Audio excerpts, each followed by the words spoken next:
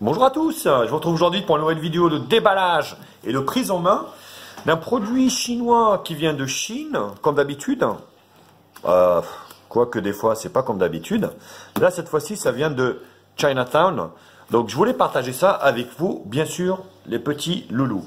N'hésitez pas comme d'habitude à liker cette vidéo, à la partager sur les réseaux sociaux, Facebook, Twitter, Google+, Instagram, tout ce que vous voulez. Abonnez-vous à ma chaîne. Ça me fait énormément plaisir de partager ma passion avec vous. On est de plus en plus nombreux. Vous avez aussi des liens d'achat au niveau de la description, au niveau de ces produits que je teste. Les produits sont en vente également, un peu moins cher bien sûr. Voilà, suivez-moi. Je vous retrouve juste après le petit jingle pour suivre le test ensemble.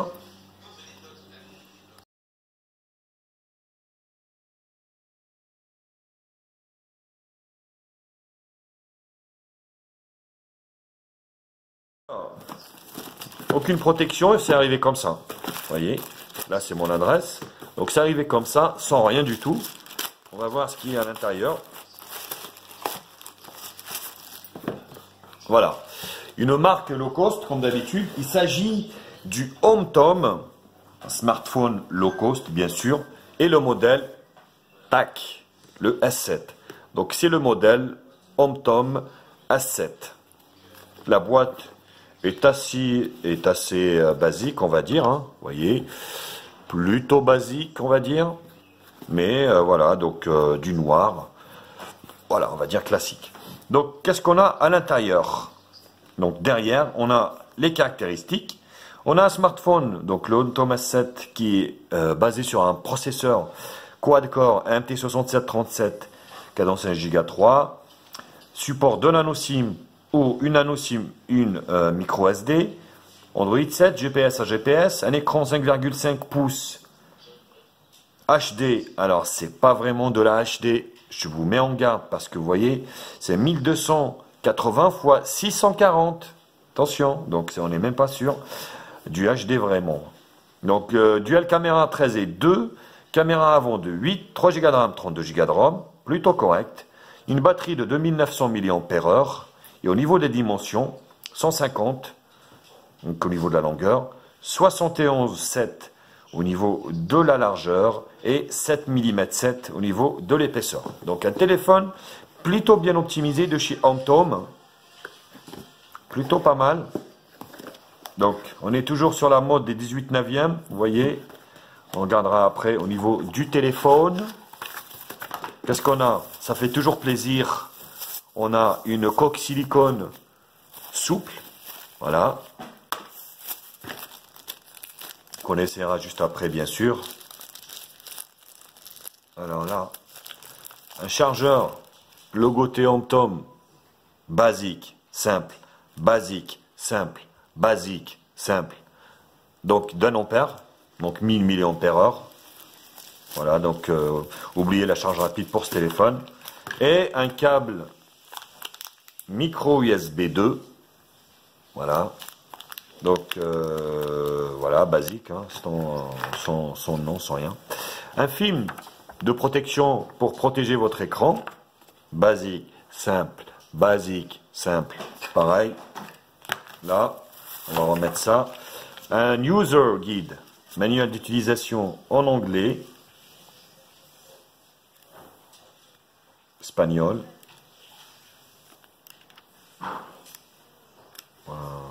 Russe, arabe. Ouais, il doit y avoir du français quand même. Ouais, français, voilà. Bon, qui servira à rien, hein, forcément. Donc là, il vous donne un peu la composition et les différentes, on va dire, entrées du téléphone. Mais ça, on le verra ensemble. C'est mieux avec la voix magique de Bart, bien sûr. Vous avez l'habitude maintenant. Donc le téléphone qui est ici, qui s'ouvre de cette façon. Voilà.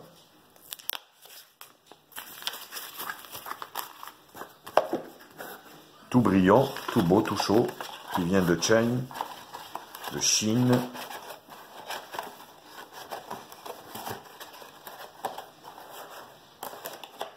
Voilà. Donc on va enlever la protection, donc il y en a déjà un. Je vous le dis d'office, vous avez ici une miette à l'intérieur. C'est chiant. Une deuxième miette. Donc vous avez deux miettes sous l'écran. Et ça c'est pénible quoi. Punaise, la qualité. Je veux dire... Alors le téléphone est en plastique. Quoique le... Non, le contour est métallique. On a un contour métallique. Et le dos, qui est bleu aussi, qui brille, est en plastique. Voilà, le dos qui doit s'ouvrir parce que j'ai pas eu de pin pour ouvrir la carte SIM derrière. Ah ouais, c'est marrant. Est-ce que ça s'ouvre? Good question. It's a good question. Ah, ça doit être par là. Ah non, ça s'ouvre pas. C'est quoi ce délire? Bon. Non. Bon. On va faire le tour déjà du propriétaire. Donc, double caméra ici, flash LED, un peu à la Samsung, le lecteur d'empreintes digitales, HomeTom. Voilà, la grille haut-parleur. Oh, le jack 3.5. Là. Sur le côté droit, volume plus ou moins. Et là, bouton allumage. Et en bas, on a le micro SD. Donc, le micro principal. Sur le haut du jack. Ouais, c'est marrant parce que ça doit s'ouvrir quand même, merde. Ah non, c'est tout ça qui s'ouvre. Alors, je rectifie. Le contour n'est pas métallique, c'est du plastoche et tout ça s'enlève. Voilà, ça s'enlève complètement, donc tout est en plastique. C'est pour ça que ce téléphone est pas du tout cher. C'est du HomeTom, faut pas rêver. On n'est pas sur une grosse marque, on est sur du low cost. Donc, les EMU 35, la batterie qui est amovible. Donc, une nano SIM, deux nano SIM, une micro SD. Donc, c'était faux ce qu'ils nous ont dit tout à l'heure. Donc, il accepte deux nano SIM, ou même une micro SD, une micro SIM, une nano SIM et une micro SD. Voilà, je vais y arriver. Donc, la batterie de 2900 mAh qui m'a l'air un peu fine, là, de chez HomeTom. Il triche souvent HomeTom quand même, hein, au niveau des batteries. Méfiez-vous, je vous le dirai dans le test. Donc tout est en plastoc. Voilà. Donc il est assez, quand même un peu épais. Hein. Donc j'ai du mal à croire qu'il fait 7,7 mm d'épaisseur. Donc une fois que la coque est mise, bon on dirait pas que c'est du plastique quoi. Hein. On dirait un Samsung. Je rigole, c'est pas un Samsung. Faut arrêter les conneries. Quoi. Faut arrêter les conneries. Hein. Alors, on n'est pas sur du Edge, c'est pareil, vous voyez, j'ai des contours sur les côtés, de chaque côté, faut pas rêver. Donc tout ça, c'est du commercial. Nos disent, ouais, quand vous voyez les photos commerciales, c'est du Edge, c'est du machin, c'est du je sais pas quoi.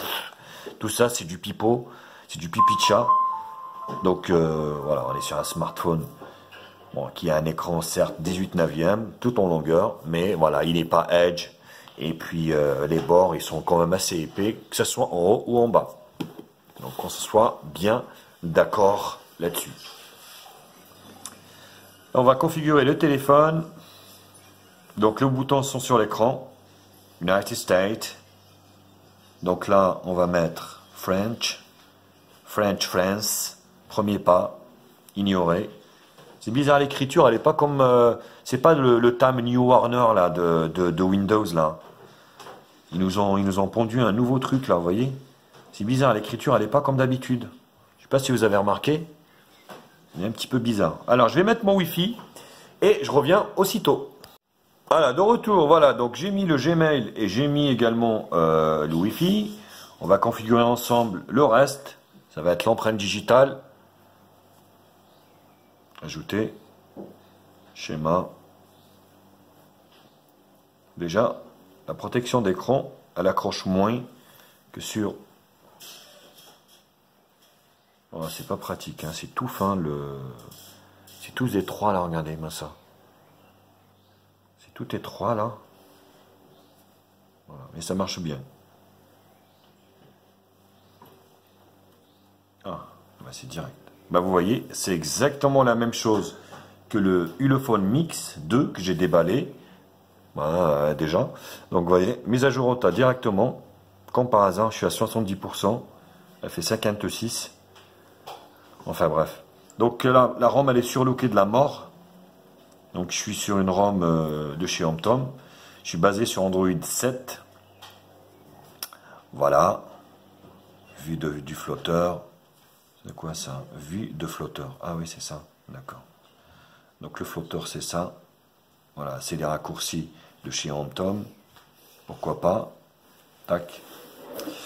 Donc là, il y a la radio FM. Donc vous voyez, c'est un peu, ça me fait rappeler un peu LG, on va dire. LG avec ces petites icônes carrées là. C'est plutôt ça quoi. Donc là, le Play Store, il est où? Voilà, le Play Store, il est là. Donc c'est bien, il est bien présent et on peut y accéder donc assez facilement. Donc là, on va mettre à jour. Il n'y avait pas grand chose à mettre à jour. Au niveau des paramètres, voilà. Ah oui, ça, ils ont changé. Hein. TomTom a changé parce que, vous voyez, la surcouche, c'était pas comme ça. On voit, donc vous voyez, changer de fond d'écran. Wi-Fi, Bluetooth, carte SIM, haute knotte, donc pour le transfert de données entre processeurs Mediatek, plus reconnaissance gestuelle, paramètres entiers, paramètres lettres gestes. Ouais, donc c'est le C, le E, le machin, tout ça. Enfin bref, vous avez l'habitude maintenant avec les smartphones chinois. Affichage, Miravision. Donc on a bien le Miravision pour, j'aime bien le mettre en brillant. Et ici, contraste dynamique, l'enclencher. Regardez la différence. Regardez la différence. Alors, je ne sais pas si vous voyez là. Vous voyez ou pas? Voilà. Vous voyez, ça change quand même un petit peu. Là, hop. Donc notification, son, application, stockage. On est bien sur un téléphone qui fait 32 Go de stockage. C'est plutôt pas mal. Et la mémoire, 3 Go de mémoire. Et c'est bien ça, ils nous ont pas menti. Batterie, Duraspeed, localisation, sécurité, compte, Google, sauvegarde. À propos du téléphone, donc on est bien sûr sur le TomTom S7, Android 7, le build, voilà. Les mises à jour OTA, on les a bien. Il est en train de la faire. Voilà, bah écoutez, c'était la ROM donc basique, simple, basique, simple. Qu'est-ce que je peux vous faire d'autre? Allez, on va essayer le lecteur d'empreintes digitales. Alors, la première fois, on va déverrouiller à la main. Voilà, et puis, voilà, ça fonctionne très bien. Hyper long. Punaise, il n'est pas pressé. Hein. Wow, regardez-moi ça. 1, 2, 2 secondes. 3 secondes même. Voilà. Ça met 3 secondes pour déverrouiller le téléphone, ce qui est très très naze pour un téléphone, quand même, il faut le dire. Voilà, mode avion, tout ça, bref, ouais, c'est bien. L'appareil photo qui est donné pour du 13 millions de pixels, alors on n'est pas sur, on va dire, un menu basique, simple, de chez Google. Donc détection de la scène auto, j'aime bien. 13 millions de pixels, auto, ok. Vidéo, ok. Vidéo donc en élevé, donc ça veut dire c'est de la Full HD. Voilà. Alors, notre petite chaussure, comme d'habitude. Là, ça va être la chaussure. Vous allez vous taper la chaussure pendant quelques tests là. Voilà, comme ça. On va la mettre comme ça. Alors là, je suis en full luminosité, bien sûr. Hein. La prise est super rapide.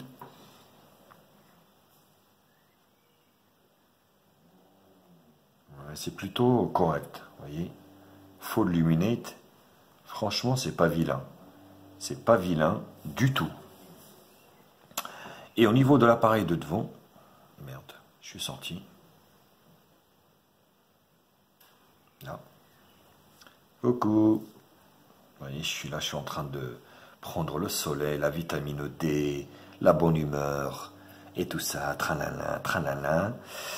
8 millions de pixels 4 tiers,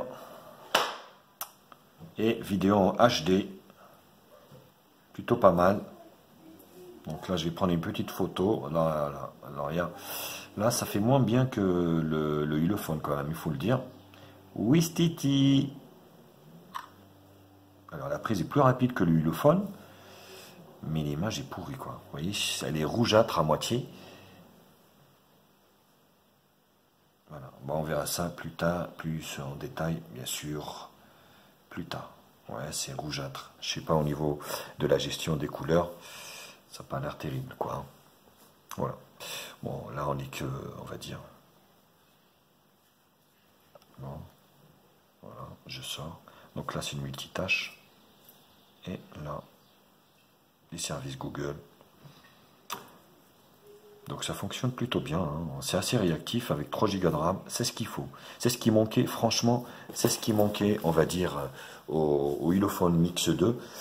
Point de vue esthétique, franchement, le Ulefone Mix 2, il le dézingue. Mais vous voyez, il a 3 Go de RAM et ça, c'est plutôt pas mal. Voilà. Mais écoutez, les copains, j'en ai fini avec ce déballage du HomeTom S7.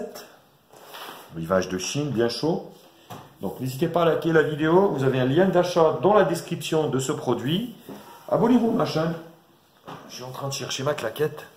Abonnez-vous à ma chaîne, ça fait énormément plaisir, bien sûr, de partager mes tests avec vous. Je vous bise et je vous dis à très vite sur HTMI. Allez, bisous à tous. Ciao, ciao.